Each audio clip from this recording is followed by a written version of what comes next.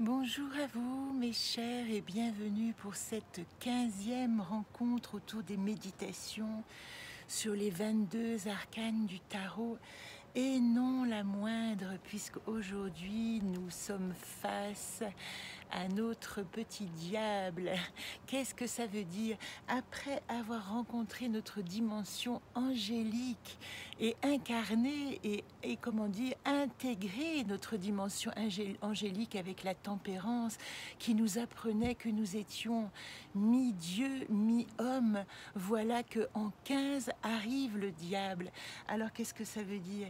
Tout simplement que après l'inspiration magnifique des auteurs et le transvasement, on va dire, de cette inspiration dans notre réalité quotidienne de manière horizontale, vous vous rappelez, c'était cette histoire de fluide qui se transmet depuis le haut vers le bas, depuis le bas vers le haut, ou alors dans ce mouvement d'aller-retour qu'on a appelé l'inspiration. Eh bien, le diable ici, il va évoquer la contre-inspiration. En fin de compte, pas de perfection sans tentation, c'est ce que nous dit le diable.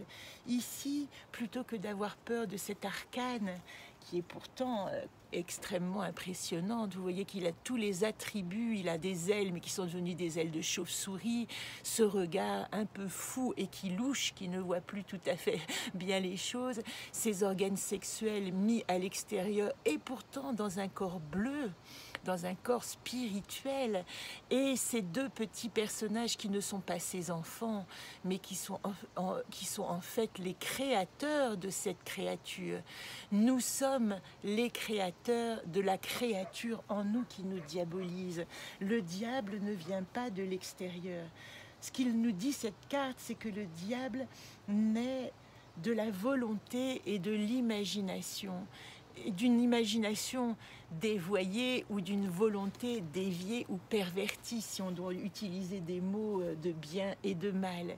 Pour moi, ce diable, il m'exprime quand je le rencontre, c'est la tentation, ce qu'on appelle de la chair, du désir, de répondre à ses frustrations, de manger ce gros gâteau alors qu'on n'en a pas besoin, de répondre à des désirs qui vont nous emmener dans une satisfaction certainement immédiate, mais pas forcément absolue de notre être, qui vont peut-être nous éloigner justement de notre construction. Volonté, imagination dévoyée.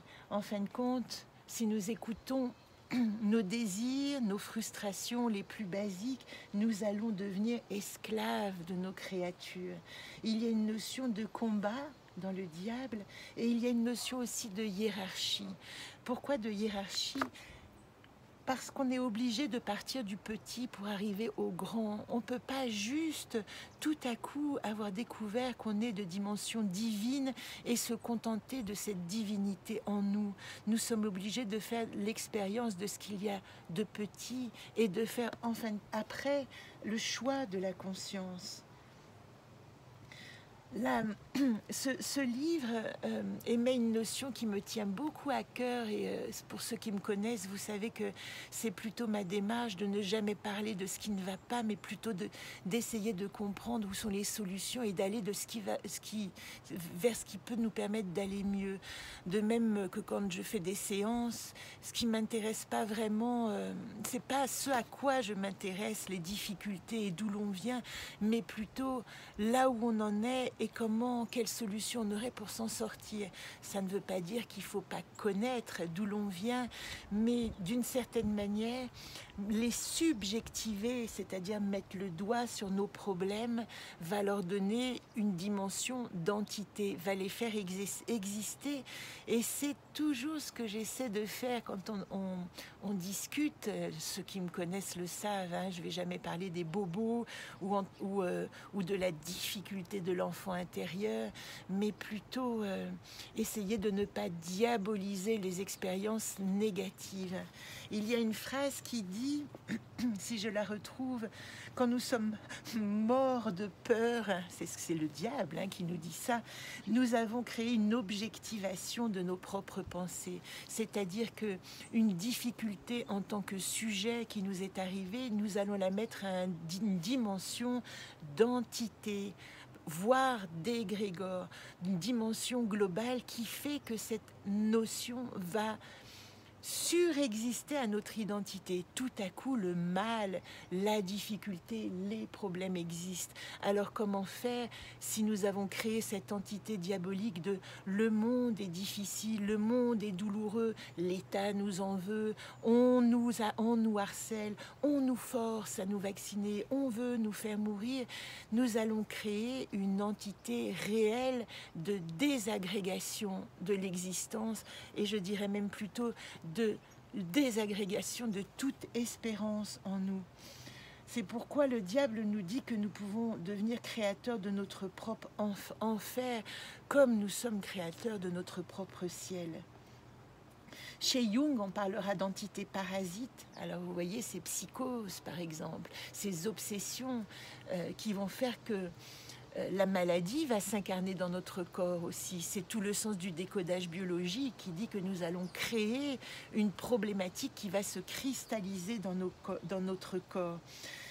D'une manière personnelle, on pourrait l'assimiler à la maladie. D'une manière plus collective, on peut l'assimiler aux égrégores du mal, à l'égrégore du national-socialisme, à l'égrégore du fascisme, à l'égrégore de s'incliner devant un dieu démiurge qui a pris possession de toute possibilité en nous d'exister sans être confronté au mal, à la douleur ou à la souffrance.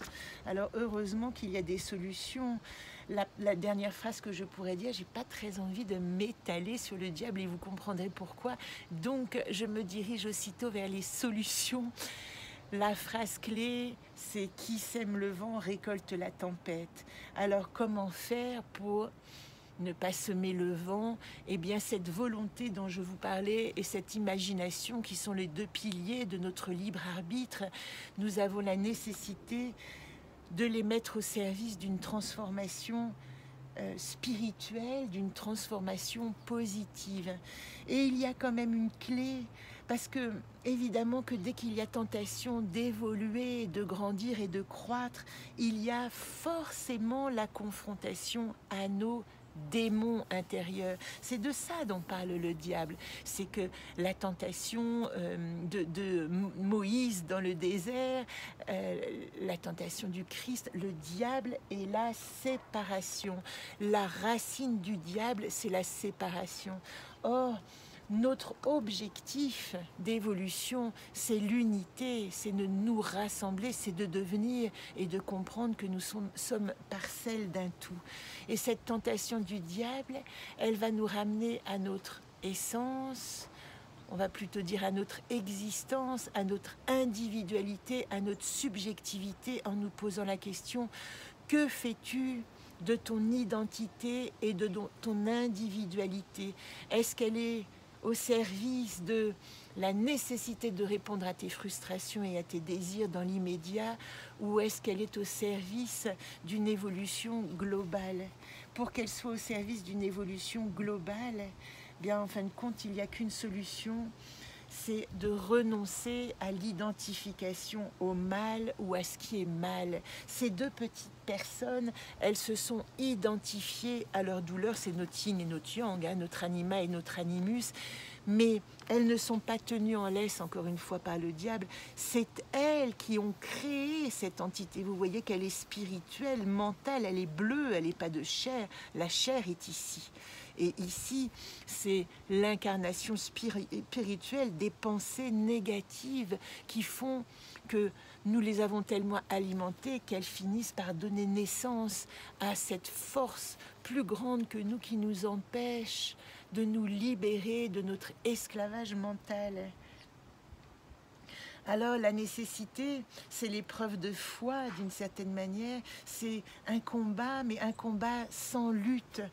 Autant nous allons nous enrouler dans la matière quand nous cédons au diable, autant, et vous le savez, que la lumière n'existe pas sans avoir été montré parmi les ténèbres. On ne peut pas voir la flamme d'une bougie en pleine lumière. Donc il est nécessaire de traverser cette expérience des ténèbres pour saisir la dimension de notre lumière.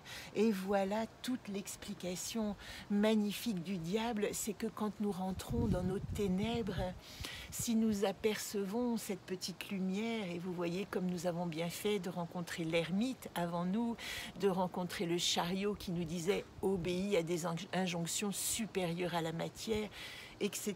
Je vous renvoie encore une fois aux lectures des autres archétypes qui ne sont que des compléments de chemin. Nous sommes ici à un endroit qui nous dit, qui nous met en garde et qui nous dit le combat n'est pas ce que tu crois.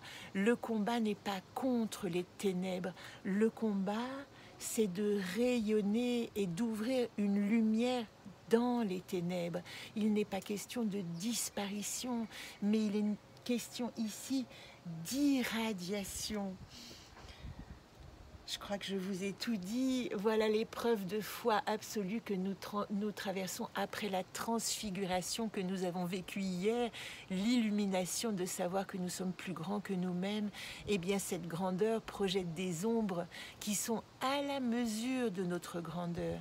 Voilà pourquoi le chemin de l'humilité, c'est l'absolue nécessité dans notre évolution. Plus nous grandissons et plus nous nous rendons compte de notre petite, simple, minuscule dimension, minuscule esprit qui, comment dire, utilise toute sa force et sa puissance pour essayer de devenir plus grand que lui-même. Alors je terminerai cette magnifique invocation.